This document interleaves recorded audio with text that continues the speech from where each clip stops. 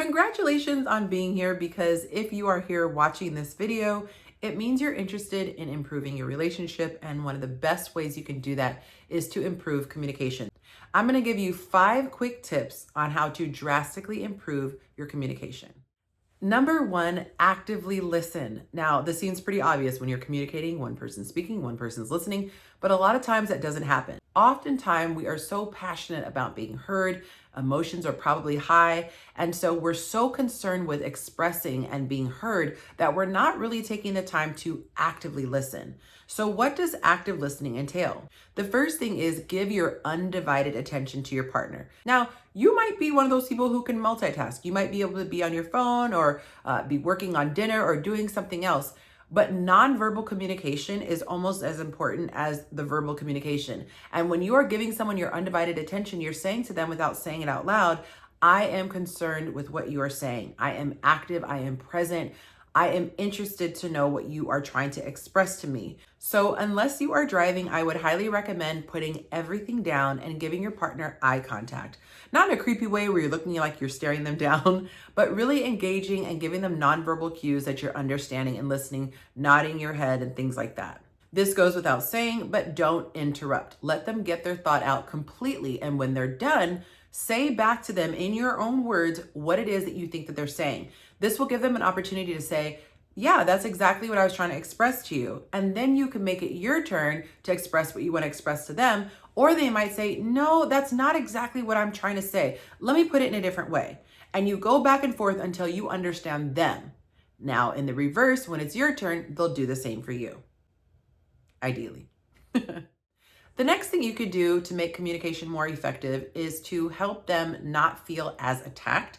And you do this by using I statements. If you speak from your perspective instead of saying what you're doing, think of it when you use your statements as pointing the finger in the face of your partner. No one wants a finger pointing in your face.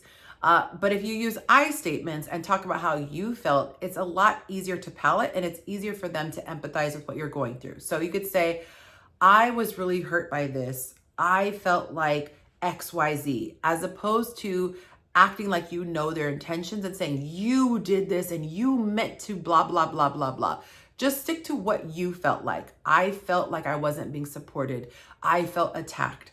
I felt unsafe. Whatever it is, if you start out with I statements, it's a lot easier for your person to listen to without feeling like they need to be on the defense.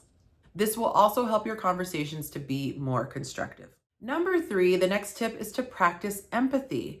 Sometimes you might not have been in the exact same situation that your partner is going through, but if you stop and think, man, what would that feel like? Instead of coming from a place of immediately trying to defend, you will get a lot further. I know that's something that I had to learn a long time ago, and I had a partner help me do that. They would always say, put yourself in my shoes. What if the roles were reversed? It's easy for us to advocate being on our side of the fence, but if we're really honest with ourselves, will we have the same stance if we were on the other side? Having a good relationship comes from having empathy and being compassionate and not being a hypocrite. Truly doing unto others as you would have them do unto you. So stop and look when they are sharing something with you. Maybe you didn't initially think that way. Maybe you had no ill intentions, but can you at least put yourself in their shoes and say, man, I can see how it would come across that way, or I could see how that would be upsetting. And you could apologize for what they experienced. If there's something you don't understand, you can ask open-ended questions. Hey, what made you feel that way? What gave you that impression? Why do you feel that way? Really look to understand instead of defend yourself. And 9 times out of 10, the person just wants to be heard, and that is half of the battle. Number 4, this one takes a lot of practice and self-control, but don't make assumptions. Even if something seems really obvious, don't assume their motives. Don't assume what they are thinking. Don't assume what they are feeling. Instead, ask questions. And when they do answer you, don't accuse them of being dishonest. You have to take them at their word. And if you're with somebody you can't trust, probably shouldn't be with them at all. No one is going to want to open up and communicate if they don't feel like they're in a safe space. Number 5, I strongly suggest you have regular scheduled communication. It doesn't have to be super clinical, where you're scheduling at a time and a date, but you should make it a point to talk at regular intervals. You could work this into something that you enjoy. Maybe you guys like going on walks after dinner. Maybe you have a great porch and you could sit out there and enjoy a glass of wine.